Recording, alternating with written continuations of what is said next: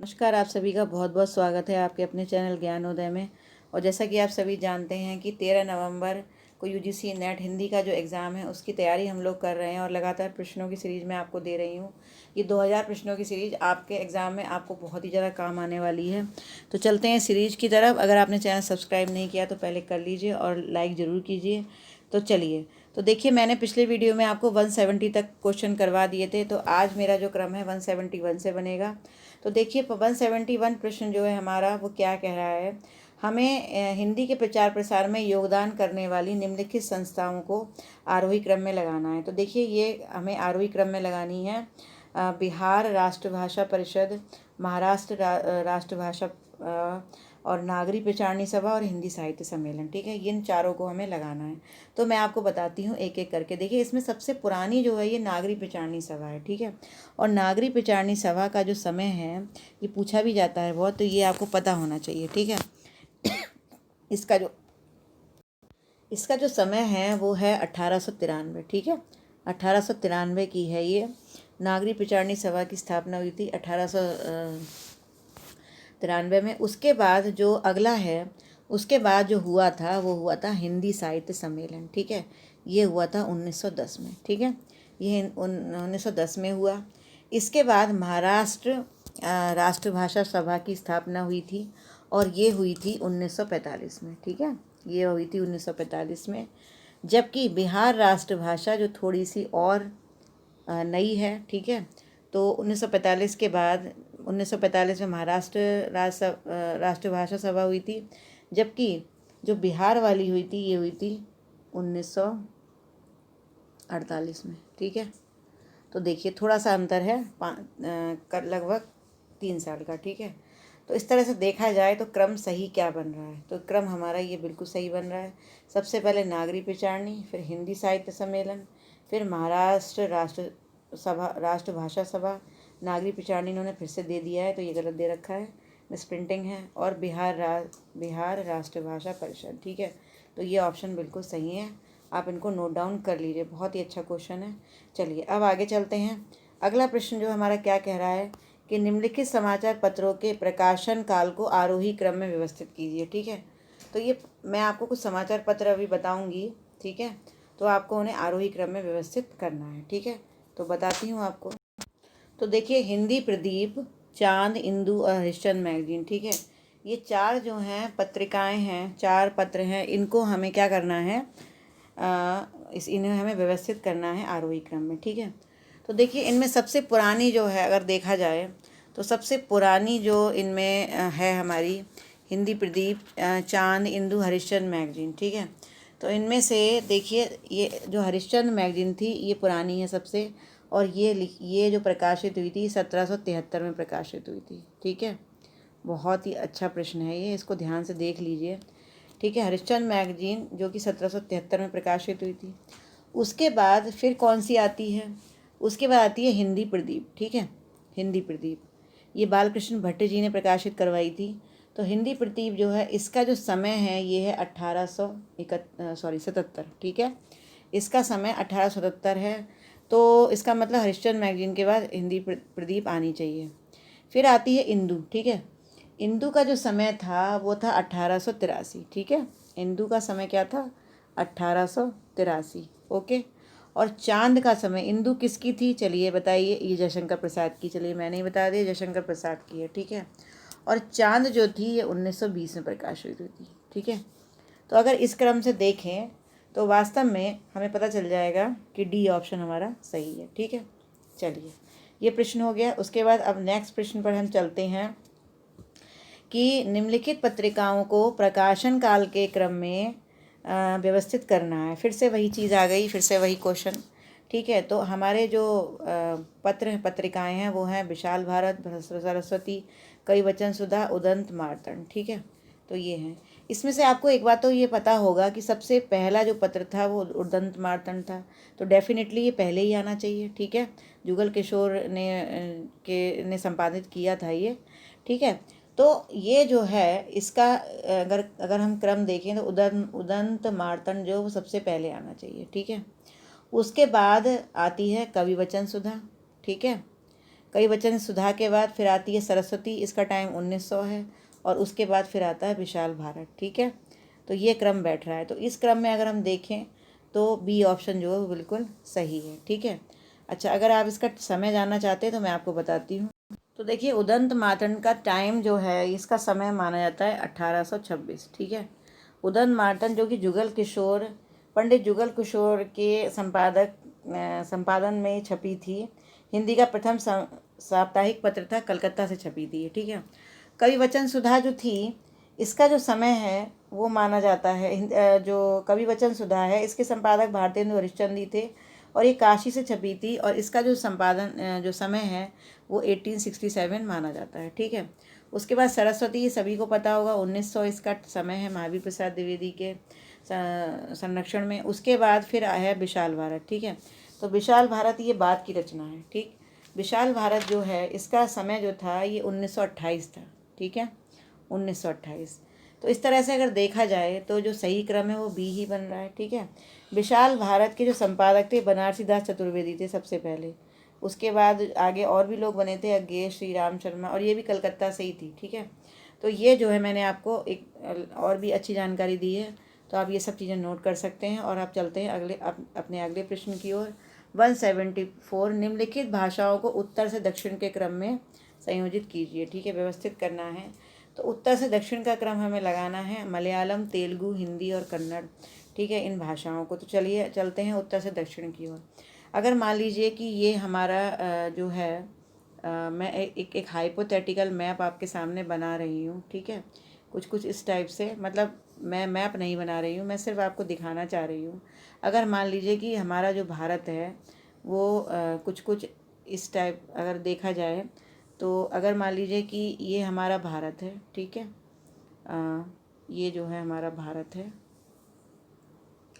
तो भारत में आप यहाँ पर अगर आएंगे, ठीक है, इस जगह पर, ठीक, तो ये उत्तर हो गया, और नीचे क्या हो गया, दक्षिण हो गया। ठीक है, अगर मतलब मैं नीचे बोल रही हूँ, लेकिन मैप को हम जब रखते हैं किसी टेबल पर रखकर, अगर हम मैप को देखते हैं तो उससे हमें समझ आएगा कि उत्तर से दक्षिण की तरफ हम जा रहे हैं। ठीक है, तो देखिए यहाँ पर अगर हम देखेंगे तो यहाँ कौन सी भाषा, ये जो जितने भी क्षेत्र हैं ये सब हिंदी भाषी क्षेत्र हैं। ठीक है, ये यहाँ पर उत्तराखंड हो गया, बिहार हो गया, उत्तर प्रदेश हो गया, हरियाणा, राजस्थान, ये सब हिंदी भाषी क्षेत्र हैं। ठीक है, उसके बाद और नीचे जाते हैं थोड़ा सा। ठीक है, तो यहाँ पर अगर हम देखते हैं तो यहाँ फिर आंध्र प्रदेश, मध्य प्रदेश के बाद फिर आंध्र प्रदेश, ये सब यहाँ पर पड़ता है। ठीक है, तो ये यहाँ पर आंध्र प्रदेश, उड़ीसा वगैरह यहाँ दिखते हैं। ठीक है, तो अगर हम नीचे जाएंगे तो फिर क्या पड़ेगा, आंध्र प्रदेश पड़ेगा। ठीक है, और आंध्र प्रदेश में आंध्र प्रदेश, तेलंगाना, इस साइड में यहाँ पर तेलंगाना,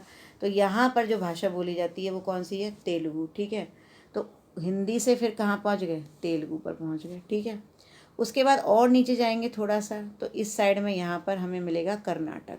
ठीक है, कर्नाटक, तो कर्नाटक में आपको पता है कौन सी भाषा बोली जाती है, कन्नड़ बोली जाती है। और थोड़ा सा हम साउथ में और जाएंगे तो यहाँ केरल और तमिलनाडु मिलेंगे।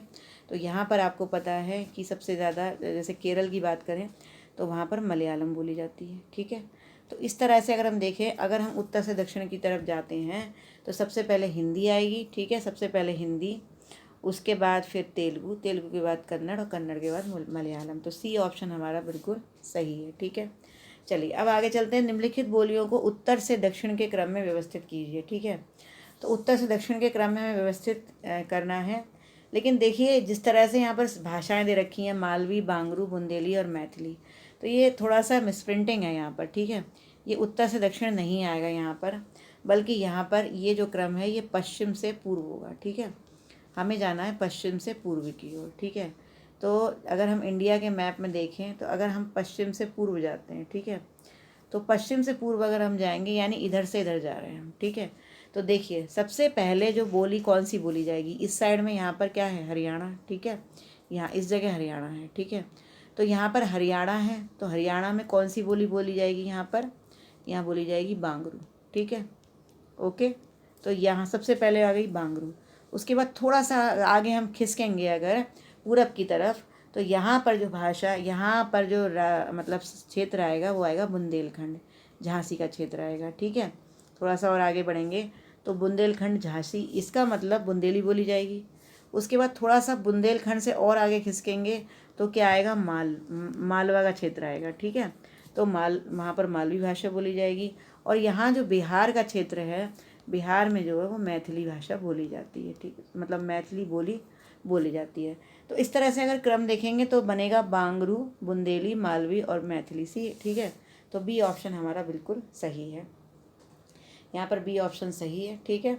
चलिए अब आगे चलते हैं नेक्स्ट क्वेश्चन पर कि निम्नलिखित को आरोही क्रम में व्यवस्थित करना है हमें, ठीक है। तो देखिए आरोही क्रम में हम इसको व्यवस्थित करने की कोशिश करते हैं, नवगीत, प्रयोगवाद, प्रगतिवाद, छायावाद, ठीक है। तो इसमें इतना सोचने की ज़रूरत नहीं है, ठीक है, हमें पता ही है इसके बारे में। तो देखिए सबसे पहले जो आना चाहिए, कौन सा आना चाहिए, देखिए इन चारों में आपको मालूम है सबसे पहले भारतेंदु युग आता है, ठीक है, फिर उसके बाद हमारा द्विवेदी युग आता है, ठीक है, फिर छायावादी युग आता है। तो यहाँ पर छायावाद से शुरुआत हुई है।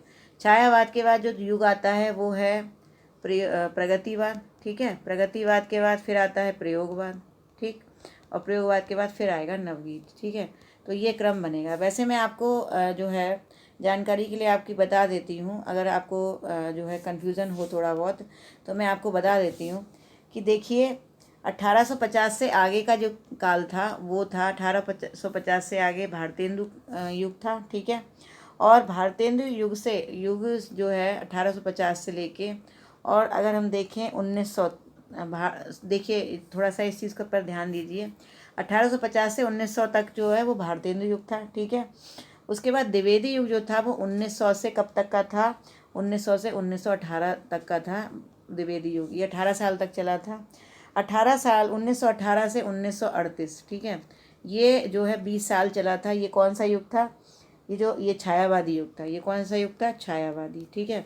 और 1938 के बाद से अगर हम देखें 1953, ठीक है, 1953 तक जो युग चला था वो था प्रगतिवाद और प्रयोगवाद, ठीक है, मिला करके हम बोल सकते हैं 53 तक प्रगतिवाद और प्रयोगवाद दोनों ही। पहले प्रगतिवाद आया था, फिर प्रयोगवाद आया था, और उसके 53 के बाद फिर नवलेखन यानी नवगीत की शुरुआत हो गई थी। तो यहाँ पर जो सही ऑप्शन हमारा लग रहा है हमें, वो देखने में हमें कौन सा लग रहा है, बी ऑप्शन जो है यहाँ पर सही है, ठीक है। चलिए अब इसके आगे चलते हैं। अगला प्रश्न है, निम्नलिखित रचनाओं को कालक्रम के आरोही क्रम में व्यवस्थित कीजिए, ठीक है। तो हमें आरोही क्रम में व्यवस्थित करना है। और ये जो रचनाएं हैं देखिए, नूतन ब्रह्मचारी, चंद्रकांता, प्रेमाश्रम और सन्यासी, ठीक है। तो देखिए कोशिश करते हैं। देखिए नूतन ब्रह्मचारी जो ये रचना थी, ठीक है, ये जो है 1886 की है, ठीक है, 1886 की रचना है ये, 1886 की, ठीक है। चंद्रकांता जो है ये 1888 में लिखा गया, काफ़ी फेमस है। चलिए इन सब के रचनाकारों के नाम मुझे ज़रूर बताइए कमेंट करके लिखकर, ठीक है। प्रेमाश्रम जो है ये 1922 का है, प्रेमचंद का लिखा हुआ। चलिए ये तो मैंने आपको बता ही दिया। और सन्यासी जो है ये 1941 का है, ठीक है। तो अगर देखें तो कौन सा क्रम सही बैठ रहा है, तो इसमें ए क्रम जो है वो बिल्कुल सही बैठ रहा है, ठीक है। तो चलिए अब इसके बाद अगले प्रश्न पर हम चलते हैं। अगला प्रश्न जो है हमारा 178 क्या कहता है, 178 प्रश्न जो है वो कह रहा है कि निम्नलिखित सूचियों को सम्मिलित कीजिए, ठीक है। इस तरह के प्रश्न मैं और भी करवा चुकी हूँ आपको। ये सारे मिक्स प्रश्न हैं और लगातार हम आगे बढ़ते जाएंगे, काव्यशास्त्र तक, आलोचना तक पहुँचेंगे, धीरे धीरे हम विधाएँ भी सारी करेंगे। तो देखिए यहाँ पर जो प्रश्न है वो क्या कह रहा है, देखिए ता वर्ग जो है, ता था दाधा ना, ठीक है, ता था दाधा ना अगर आप बोलते हैं तो दांत का स्पर्श होता है, तो ये दंत में आते हैं, ठीक है। उसके बाद चा छा जा जा झा, चा छा जा झा, ठीक है, ये जो है तालु से बोले जाते हैं, तालव्य हैं। उसके बाद जो है फिर आते हैं ओष्ठ, ठीक है, पा फा बा भा, ये ओठों के स्पर्श से बोले जाते हैं, तो ये ओष्ठ में आएंगे। और एक जो ये डा जो है ये मूर्धन्य माना जाता है, ठीक है, ये मूर्धा के स्पर्श से आता है। तो यहाँ पर अगर हम ऑप्शन देखेंगे कौन सा सही है इनमें से, तो ऑप्शन जो है वो सी सही बैठता है, ठीक है। चलिए अब इसके बाद आगे चलते हैं। निम्नलिखित सूचियों को सुमेलित कीजिए, ठीक है, फिर से हमें सुमेलित करना है। तो देखिए सुमेलित करके देखते हैं। देखिए कई बार करवा चुकी हूँ, फिर से आ गया वापस। मराठी महाराष्ट्रीय भ्रंश है, पूर्वी हिंदी जो है ये अर्धमागधी में आएगा, ब्रजभाषा शौरसेनी में आएगा, और मैथिली जो है वो मागधी में, बिहारी में आएगा, ठीक है। तो यहाँ पर जो ऑप्शन हमारा जो बैठेगा इसमें जैसे देखिए पहले का चौथा ऑप्शन है तो ये वाला सही बैठेगा। ठीक है, चलिए अब इसके बाद अगला प्रश्न है, अपभ्रंश की निम्न रचनाओं को उनके रचनाकारों से सुमेलित करना है। ठीक है, तो देखिए कीर्ति पताका विद्यापति की थी, शब्दानुशासन हेमचंद की थी, अपभ्रंश का व्याकरण है संदेश राशक अब्दुल रहमान की थी, जो कि हिंदी में लिखने वाले प्रथम मुस्लिम कवि थे, और पौम चरियु जो है ये स्वयंभू की रचना है, जो कि अपभ्रंश के प्रथम कवि थे। अपभ्रंश के वाल्मीकि भी इनको कहा जाता है। तो इस तरह से अगर देखा जाए तो ये जो ऑप्शन है ए का इसमें फोर्थ निकल रहा है, तो ऑप्शन हम चुनते हैं। मैं ऑप्शन की तरफ आपको लेकर चलती। तो देखिए ये हमारे ऑप्शन है, तो ए का चौथा था तो बी ऑप्शन सही हो गया। ठीक है, निम्नलिखित काव्य ग्रंथों को रचना कालों के साथ सम्मिलित करना है। 181 क्वेश्चन है हमारा। ये सब मैं आपको सारी ट्रिक्स बता चुकी हूँ। अगर आप भक्ति काल की मेरी प्लेलिस्ट में गए होंगे तो देखिए अनुराग बांसुरी नूर मोहम्मद की है, चित्रावली जो है वो उस्मान की है, चंदायन जो मुल्ला दाऊद की है, और हंस जवाहिर कासिम शाह की है। ठीक है, तो अगर इस क्रम में हम इसको जो है करें तो ए का पहला ऑप्शन है, तो इसमें जो सही ऑप्शन चुना जाएगा वो कौन सा होगा? सी। ठीक है, चलिए अब इसके बाद हम अगले प्रश्न की ओर बढ़ते हैं। 182 निम्नलिखित भाषाओं को उनके शब्द रूपों के साथ सुमेलित कीजिए। ठीक है, शब्द रूप हमें दे रखे हैं किस तरह से। देखिए ब्रज भाषा में जो है ना हुआ शब्द का बहुत प्रयोग होता है। किसका? हुआ का। ठीक है, हुआ शब्द का प्रयोग होता है उत्तम, मतलब कहना चाहिए उत्तम पुरुष के लिए। ठीक है, उत्तम पुरुष के लिए होता है, तुम के लिए। ठीक है, और बुंदेली में जो है खौं का प्रयोग ज़्यादा होता है। अवधी में जो है वो मोर का प्रयोग होता है। ठीक है, और मोर मीन्स होता है मेरा। ठीक है, और बांगरू में सै का प्रयोग बहुत ज़्यादा। हरियाणवी में आपने सुना होगा ना कि भूख लगी से, ऐसे बोलते हैं ना, तो भूख लगी से, तो बांगरू में सै शब्द का प्रयोग होता है। हरियाणवी भाषा है ये। तो अगर इनको देखा जाए तो हमारा सी ऑप्शन जो है वो सही बैठ रहा है। ठीक है, चलिए अब आगे चलते हैं अगले प्रश्न की तरफ। निम्नलिखित कहानियों को उनके रचना काल के आरोही क्रम में व्यवस्थित करना है। तो देखिए नमक का दरोगा, रानीखेत की कहानी, खितीन बाबू और मलबे का मालिक। ठीक है, तो इसको मैं और पूरा क्वेश्चन आपको दिखाती हूँ। देखिए ये हमारा प्रश्न है, तो अब इनको हमें करना है व्यवस्थित। तो देखिए रानीखेत की कहानी, सबसे पहले रानीखेत की कहानी पर देखिए इसका जो एग्जैक्ट जो प्रकाशन है, मतलब रचना काल है, वो नहीं पता, लेकिन 1800 से लेके 1808 के बीच ये लिखी गई थी ऐसा माना जाता है। ठीक है, रानीखेत की कहानी किसने लिखी, चलिए आप मुझे बताइएगा। नमक का दरोगा जो है ये रचना, नमक का दरोगा 1925 में लिखी गई थी।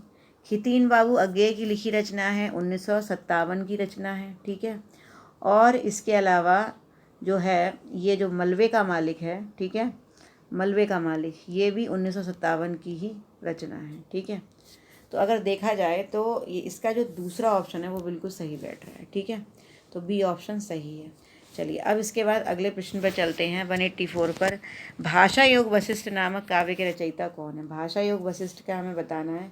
तो भाषा योग वशिष्ठ के रचयिता राम प्रसाद निरंजनी है। डायरेक्ट क्वेश्चन है, तो इसमें मैं आपके सामने ऑप्शंस को नहीं पढ़ रही हूँ। भारतेंदु हरिश्चंद्र ने किस पत्रिका का संपादन किया? कवि वचन सुधा, सरस्वती, इंदु और चांद। तो इनमें से अगर देखा जाए तो भारतेंदु हरिश्चंद्र ने किया था कवि वचन सुधा का। ठीक है, प्रतिपादन मतलब वो किया था, संपादन किया था। ठीक है, उसके बाद फिर आगे चलते हैं। निम्नलिखित अवतरण को पढ़कर उस पर पूछे गए प्रश्नों के उत्तर दीजिए। ठीक है, हमें अवतरण पढ़ना है और उसके बाद उससे पर पूछे गए प्रश्नों का उत्तर देना है। तो यहाँ पर आप जो है ये अवतरण पढ़ लीजिए एक बार। ठीक है, इसको आप पढ़ लेंगे तो ज़्यादा अच्छा रहेगा। मैं मेन बातें बता देती हूँ इसमें जो है ये चलिए मैं पूरा पढ़ ही देती हूँ। संविधान सभा के सम्मुख एक महत्वपूर्ण प्रश्न यह था कि भारत की राजभाषा किस भाषा को बनाई जाए। तो भारत की राजभाषा पर जो है विचार किया गया है इस अवतरण में। तो मंथन के उपरांत 14 सितंबर 1949 को संविधान सभा ने एक मत से यह निर्णय लिया कि हिंदी भारत की राजभाषा होगी। 14 सितंबर को हिंदी दिवस मनाया जाता है। तो यहाँ पर जो है सबसे पहले जो एक निर्णय लिया गया 49 में 14 सितंबर को, और 14 सितंबर को हिंदी भाषा के रूप में मनाते हैं। ये दो बातें हमारी निकल के आई। संविधान के भाग 17 अध्याय 1 की धारा अनुच्छेद 343(1), ये ध्यान रखिएगा। संविधान की धारा 343(1) और भाग 17 अध्याय 1। ठीक है, इसमें लिखा है संघ की राजभाषा हिंदी और लिपि देवनागरी होगी। मतलब ये जो आर्टिकल है इसमें ये लिखा हुआ है कि संघ की राजभाषा हिंदी और लिपि देवनागरी होगी। ठीक है, उसके बाद संघ के राजकीय प्रयोजनों के लिए प्रयोग होने वाले अंकों का रूप भारतीय अंकों के अंतर्राष्ट्रीय रूप का होगा, किंतु इसी के अंतर्गत यह प्रावधान दिया गया कि प्रयोग संविधान के प्रारंभ होने से 15 वर्ष की कालावधि के लिए उन सभी राजकीय प्रयोजनों के लिए अंग्रेजी भाषा का प्रयोग भी होता रहेगा जिसके लिए वह प्रयुक्त होती रही है। ठीक है, ये बात लिखी है यहाँ पर कि एक तो जो अंकों का जो प्रारूप उन्होंने दिया वो अंतर्राष्ट्रीय हुआ। ठीक है, अंतर्राष्ट्रीय रूप अंकों का माना जाएगा, एक बात उन्होंने ये कही। दूसरी बात इन्होंने ये कही कि जहाँ पर अंग्रेजी शुरू से ही प्रयोग होती है तो 15 सालों तक वहाँ अंग्रेजी के प्रयोग के लिए मतलब ये अंग्रेजी का प्रयोग होता रहेगा। ठीक है, इसके अलावा भारतीय संविधान 26 जनवरी 1950 को लागू हुआ, लेकिन 15 वर्षों की अवधि 26 जनवरी 1965 को समाप्त कर दी गई। लेकिन क्योंकि सरकार का दबाव था इसलिए इस चीज़ को आगे बढ़ाया गया और अंग्रेजी जो है वो चलती रही। और आज भी भारत की राजभाषा होने पर भी हिंदी को अंग्रेजी से मुकाबला करना पड़ रहा है। ये बिल्कुल सही बात कही है। संविधान में राजभाषा संबंधी, चलिए मैं आगे आपको बताती हूँ। जो अगला जो हमारा प्रश्न का जो ये अगला जो भाग है इसको मैं दिखाती हूँ क्या लिखा। तो देखिए क्या लिखा है। अनुच्छेद भाग 17 के अध्याय 1 में धारा के अनुच्छेद 343 से 351 तक है। मतलब राजभाषा के संबंध में जो बातें कही गई हैं वो कहाँ से कहाँ तक है, 343 से लेकर 351 तक है। पहली चीज़ तो आप ये याद रख लीजिए। और मुझे आपको एक बात बतानी है कि कई बार मैंने यहाँ पर जो अपनी सीरीज है इसमें कई प्रश्न बताए हैं और 343 से 351 तक के जो प्रावधान रखे गए हैं उनसे संबंधित वो प्रश्न मैंने बताए हैं, लेकिन ज़्यादातर जो बच्चे हैं वो कंफ्यूज हो जाते हैं उन प्रश्नों को लेकर के। तो मैं आपको जल्दी ही एक वीडियो देने वाली हूँ जिसमें आपको 343 से लेकर 351 तक जितनी भी बातें कही गई हैं उनको अच्छे से डीपली बता दूंगी जिससे आप कंफ्यूज ना हो। ठीक है, तो देखिए 343 में तो देवनागरी लिपि और राजभाषा घोषित की गई हिंदी। ठीक है, अंकों का स्वरूप अंतर्राष्ट्रीय रखा गया। 344 में राष्ट्रपति द्वारा राजभाषा आयोग का समिति का गठन जो है माना गया। ये आप लर्न कर लीजिए, ये पूछा जाता है। ठीक है, और 345, 346 और 347 में प्रादेशिक भाषाओं का प्रावधान है, जबकि 348 में उच्चतम न्यायालय, उच्च न्यायालय और संसद विधानमंडलों में विधेयकों की भाषा संबंध में विस्तृत व्याख्या करता है। तो यहाँ पर भी 348 तक ही दे रखा है इस अवतरण में। मैं आपको 351 तक कंप्लीट बताऊंगी। तो हमने ये अवतरण बिल्कुल अच्छे से पढ़ लिया है। अब हम इसके प्रश्नों को करते हैं। ठीक है, तो देखिए पहला प्रश्न है, संविधान सभा ने कब हिंदी को राजभाषा बनाने का निर्णय लिया। तो निर्णय जो है वो 14 सितंबर 1949 को लिया। संविधान में राजभाषा का प्रावधान जो है वो भाग 17 अध्याय 1 अनुच्छेद 343 1 में है। उपरोक्त अवतरण का उचित शीर्षक क्या होगा, तो इसका जो सही उचित शीर्षक होगा वो होगा राजभाषा संबंधी संवैधानिक प्रावधान। ठीक है, यही हम बोल सकते हैं। इसके अलावा भारतीय संविधान ने अंकों के किस रूप को स्वीकार किया है। ठीक है, तो डेफिनेटली भारतीय अंकों के अंतर्राष्ट्रीय रूप को स्वीकार किया है। हिंदी के साथ साथ भारत में सरकारी कामकाज किस भाषा में हो रहा है, तो हिंदी के साथ साथ अंग्रेजी भाषा में सरकारी कामकाज जो है वो होता है। ठीक है, तो इस अवतरण से हमने ये प्रश्न जो है वो कंप्लीट किए हैं। इसके बाद फिर हम आते हैं अगले अवतरण पर। ठीक है, अगला अवतरण जो है हम पढ़ते हैं। देखिए अगला अवतरण क्या कह रहा है, मैं आपको ले चलती हूँ अगले अवतरण की तरफ। तो चलिए, ये है हमारा अगला अवतरण। प्रेम और श्रद्धा के बारे में यहाँ पर बताया गया है। ठीक है, तो प्रेम और श्रद्धा में अंतर यह है कि प्रेम स्वाधीन कार्यों पर निर्भर नहीं। ठीक है, प्रेम और श्रद्धा में क्या अंतर है कि प्रेम जो है वो अपने स्वाधीन मतलब जिसमें हम स्वतंत्र हैं उन कार्यों पर निर्भर नहीं होता। कभी कभी किसी का मात्र रूप जिसमें उसका कुछ भी हाथ नहीं उसके प्रति प्रेम उत्पन्न हो जाता है, पर श्रद्धा नहीं उत्पन्न होती। जैसे किसी सुंदर आँख या नाक को देख करके उसके प्रति श्रद्धा उत्पन्न नहीं होती बल्कि प्रेम उत्पन्न हो सकता है। प्रेम के लिए उतना ही आवश्यक है कि कोई मनुष्य हमें अच्छा लगे, लेकिन श्रद्धा के लिए आवश्यक है कि उसमें हमें वो सम्मान का पात्र हो। ये बात बिल्कुल सही लिखी है कि अगर किसी के प्रति श्रद्धा हमें रखनी है तो ज़रूरी है कि हम उसका सम्मान करने लगे हों, तो श्रद्धा उत्पन्न होती है। श्रद्धा का व्यापार स्थल विस्तृत है, यानी श्रद्धा जो है वो विस्तृत होती है, जबकि प्रेम जो है वो एकांत चाहता है। प्रेम में घनत्व तो अधिक है और श्रद्धा में विस्तार अधिक है। किसी मनुष्य से प्रेम रखने वाले एक या दो ही मिलेंगे, परंतु श्रद्धा रखने वाले सैकड़ों हजारों लाखों मिलेंगे। सच पूछिए तो इसी श्रद्धा के आश्रय से इन कर्मों के महत्व का भाव दृढ़ होता जाता है। यानी श्रद्धा जो होती है वो कर्मों के महत्व का भाव दृढ़ करती है, यानी कौन इंसान कैसे कर्म कर रहा है तो उसी तरीके की श्रद्धा हम उसके प्रति रखते हैं, ठीक है। उसके बाद फिर क्या दे रखा है कि ये जो भाव दृढ़ जो होता है इसे धर्म कहा जाता है, ठीक है। ये बहुत अच्छी बात है, ये आपसे पूछी भी जाएगी आगे। और जिनमें मनुष्य समाज की स्थिति है, कर्ता से बढ़कर कर्म का दूसरा स्मारक नहीं है, ठीक है। यानी कर्ता जो है वो कर्म का स्मारक है, दूसरा और कोई स्मारक नहीं है। कर्म की क्षमता प्राप्त करने के लिए बार बार कर्ता की ही तरफ आंख उठती है। मतलब अगर कोई भी कर्म आप कर रहे हैं तो कर्ता की तरफ यानी करने वाले की तरफ ही लोगों की आंख उठती है। कर्मों से कर्ता की स्थिति को मनोहरता प्राप्त होती है, उस पर मुग्ध होकर बहुत से प्राणी उन कर्मों की ओर प्रेरित हो जाते हैं।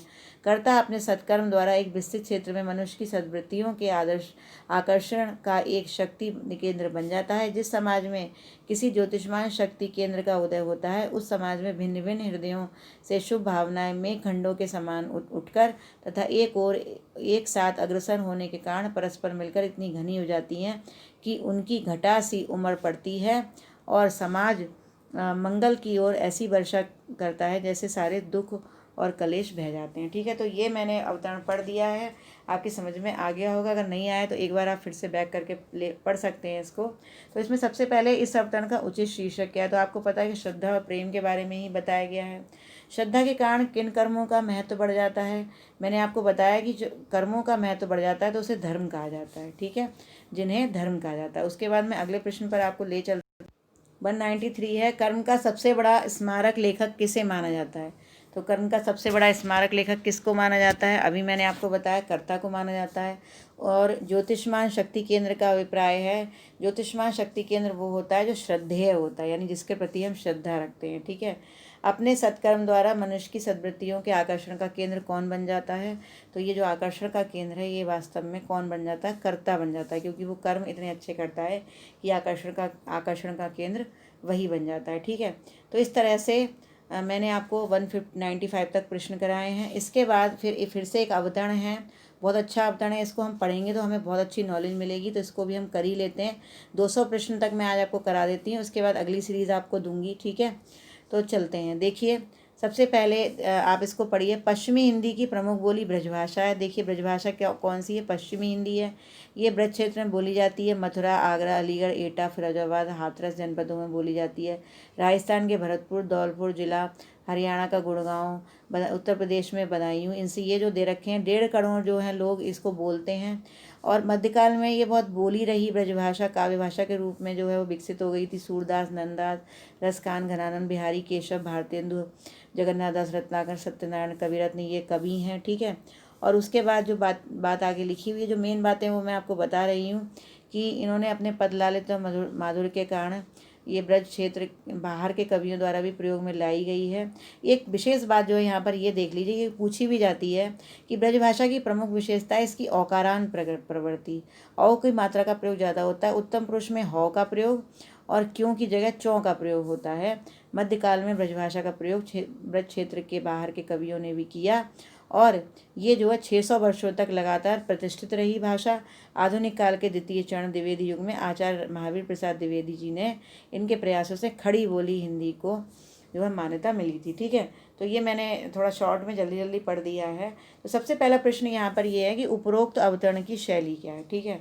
तो देखिए यहाँ पर चूंकि विवरण दिया गया है कि 600 वर्ष थे और भी कई चीज़ों का विवरण यहाँ पर दिया गया, तो ये विवरणात्मक शैली है पहली चीज़, ठीक है।